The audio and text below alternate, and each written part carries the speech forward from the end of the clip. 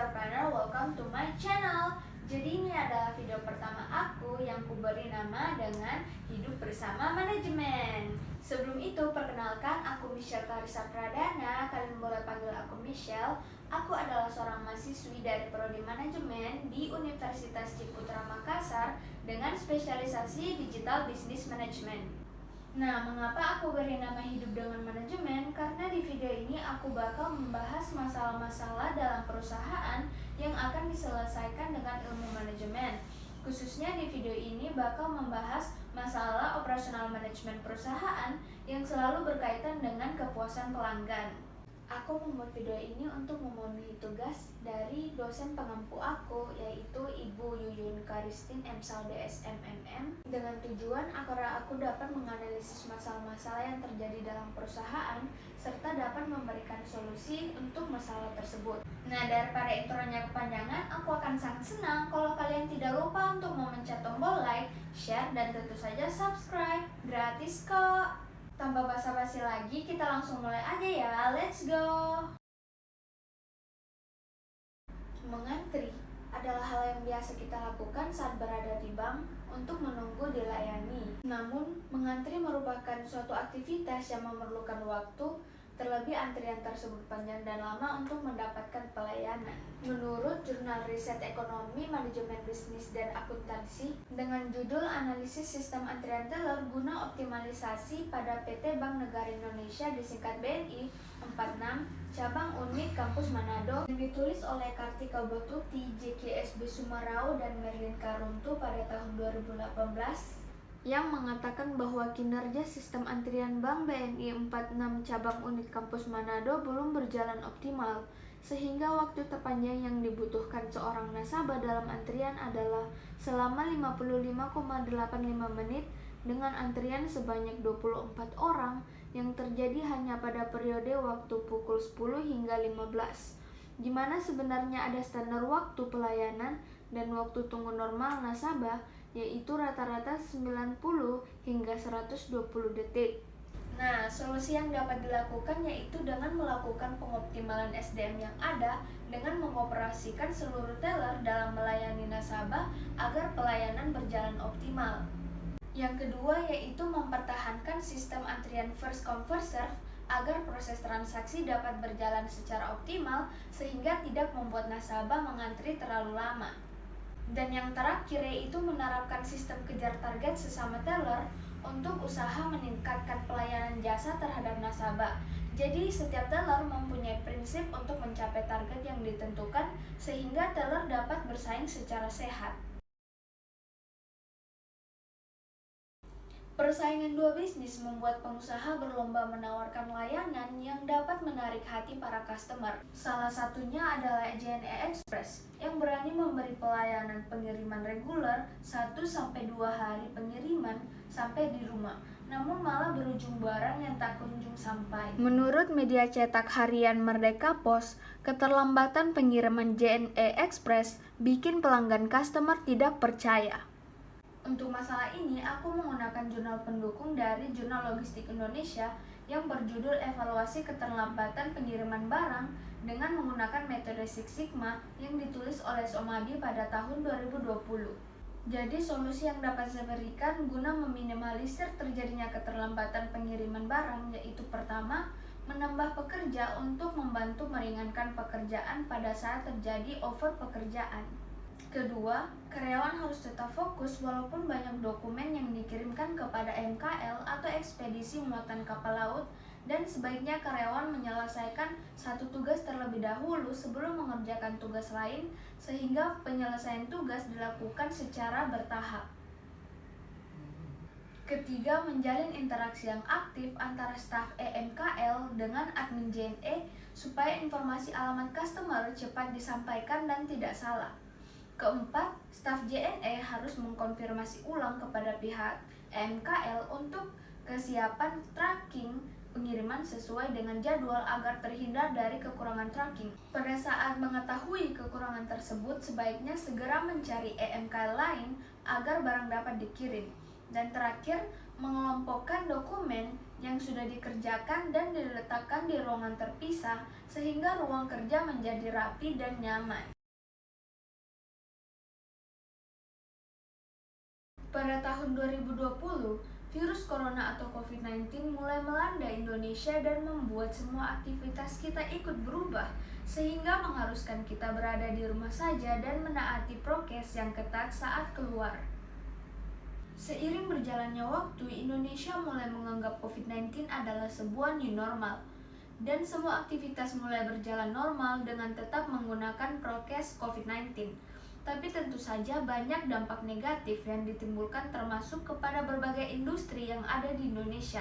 Salah satunya adalah perhotelan yang berdampak pada sistem operasionalnya. Menurut jurnal media wisata yang berjudul Dampak Pandemi COVID-19 pada Operasional Hotel di The Atrium Hotel and Resort Yogyakarta yang ditulis oleh Eko Yuli Sutrisno dan Fitro Adila pada tahun 2021 mengatakan kendala-kendala operasional yang dihadapi oleh The Atrium Hotel and Resort selama pandemi COVID-19 adalah proses check-in menjadi lebih lama, meningkatnya biaya operasional, pelayanan makan dan minum di restoran tidak maksimal, kesulitan dalam menentukan harga jual kamar, dan kesulitan mendapatkan tamu. Nah, solusi yang dapat dilakukan itu seperti penyesuaian kegiatan atau proses pelayanan yang menjalankan protokol kesehatan. Penyesuaian pertama seperti modifikasi standar operasional prosedur dengan menambahkan penerapan protokol kesehatan pada SOP. Contohnya, proses pembayaran disarankan melalui transfer bank, sedangkan untuk pembayaran uang tunai dilakukan menggunakan tray dan saat dihitung ulang menggunakan sarung tangan. Pelayanan makan dan minum akan dilayani oleh staf di setiap kantor makanan, sehingga tamu tidak mengambil makanannya sendiri. Sedangkan pelayanan makanan kegiatan MICE sangat dianjurkan disajikan dengan box. Kedua, menjual kamar tanpa sarapan atau room only, karena tamu menganggap akan lebih aman sarapan di dalam kamar. Dan ini bisa menekan biaya operasional restoran, di mana biaya operasional open buffet yang tinggi dapat ditekan. Ketiga, penambahan fasilitas pencegahan penyebaran COVID-19 seperti tempat cuci tangan, partisi transparan di meja front desk agent, dan hand sanitizer di beberapa tempat. Ini dilakukan dengan harapan dapat melindungi tamu maupun karyawan di Atrium Hotel and Resort Yogyakarta dari paparan COVID-19. Terakhir, yaitu semua kegiatan operasional hotel harus disertai dengan pengawasan pelaksanaan protokol kesehatan yang ketat. Kualitas jasa penerbangan merupakan hal yang menjadi pertimbangan pelanggan saat bepergian menggunakan pesawat agar perjalanan bisa mereka jalani dengan nyaman atau sesuai dengan kemauan mereka. Mereka biasa mencari tahu sendiri soal kualitas sebuah maskapai penerbangan melalui internet.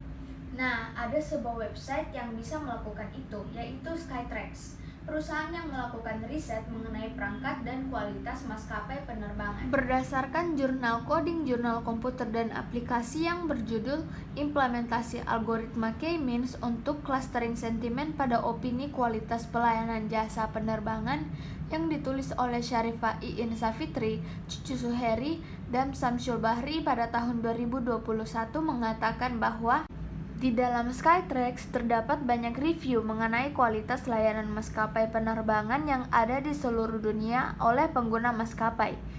Namun, membaca review tersebut secara keseluruhan akan menyita banyak waktu calon penumpang maskapai dan dapat melewatkan review tentang maskapai yang sesuai dengan keinginannya. Solusi untuk masalah tersebut adalah dengan menggunakan algoritma K-means, di mana semua review dikumpulkan dan diolah sehingga dapat mengelompokkan opini positif dan negatif untuk dapat menjawab keingintahuan para pengguna maskapai penerbangan mengenai kualitas pelayanannya.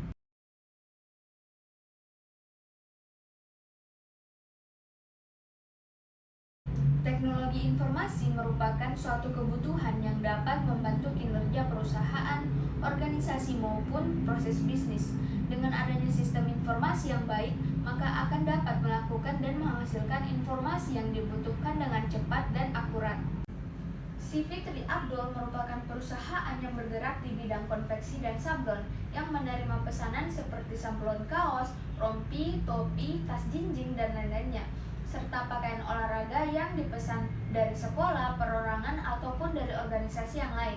Nah, teknologi informasi ini dapat digunakan si Fitri Abdul dalam menyelesaikan masalah perusahaannya. Berdasarkan jurnal Sistem Informasi Akuntansi dengan judul Pengembangan Sistem Informasi Perusahaan Konveksi dan Sablon berbasis website menggunakan metode waterfall yang ditulis oleh Raja Sabarudin, Meli Juniarti, Ardiansyah, dan Wahyu Nugraha pada tahun 2020 mengatakan bahwa kegiatan pemesanan pelanggan pada CV Tri Abdul kurang efektif bagi pelanggan yang berada jauh dari perusahaan karena harus datang langsung ke perusahaan.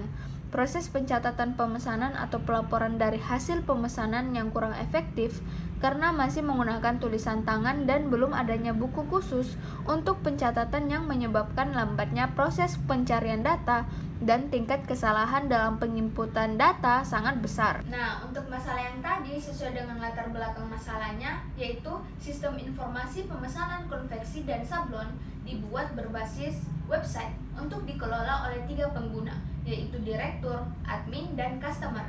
Sistem informasi pemesanan konveksi dan sablon dibuat terdiri dari pencatatan data, data user, data customer, data produk, data kategori, data pemesanan, data list pemesanan, laporan pemesanan, melakukan pemesanan, dan mengelola data profil, di mana aplikasi dapat diakses oleh direktur dan admin untuk bagian internal perusahaan dan customer. Manfaat dari sistem informasi pemesanan konveksi dan sablon adalah untuk memudahkan dan mengurangi kesalahan user dalam melakukan pencatatan, data, dan transaksi serta menyimpan data yang aman dan dijamin keakuratannya. Dan pada customer tetap dapat melakukan pemesanan meskipun bertempat tinggal jauh dari perusahaan.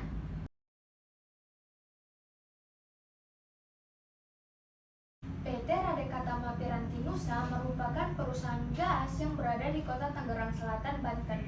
Perusahaan ini selalu menyadari dan berusaha untuk memberikan nilai-nilai yang diharapkan pelanggan dan bahkan memberikan lebih dari apa yang pelanggan harapkan. Apabila kepuasan pelanggan menurun, akan mengakibatkan jumlah pendapatan juga menurun. Itulah sekarang yang sedang dialami oleh PT Radeka Tama Piranti Nusa, di mana terjadi peningkatan keluhan pelanggan. Berdasarkan jurnal pemasaran kompetitif yang berjudul Pengaruh Kualitas Produk dan Kualitas Pelayanan terhadap Kepuasan Konsumen PT Radeka Tama Piranti Nusa yang dibuat oleh Rosa Lesmana dan Ratnasari pada tahun 2019 mengatakan bahwa adanya peningkatan keluhan pelanggan mengenai pemberian informasi yang kurang akurat, berat tabung yang tidak sesuai, segel rusak, dan tabung yang bocor. Untuk solusi yang terakhir ini, ada 2 solusi yang dapat dilakukan. Yang pertama yaitu perusahaan harus meningkatkan mutu produk dengan memperhatikan timbangan berat tabung dan pemasangan seal cap serta kerapian dan keamanan tabung LPG 3 kg. Yang kedua, perusahaan harus lebih memperhatikan kualitas pelayanan berupa ketanggapan dan ketepatan informasi yang diberikan serta mampu menanggapi keluhan pelanggan dengan ramah dan sigap. Nah, habis deh 6 perusahaan. Semoga video yang aku buat ini bisa menjadi referensi kalian dalam menyelesaikan masalah operasional dalam perusahaan. Yakinlah bahwa setiap masalah mempunyai solusi, asalkan kita mempunyai kerjasama yang baik, saling mendukung, and stay positive. See you in next video dan salam entrepreneur.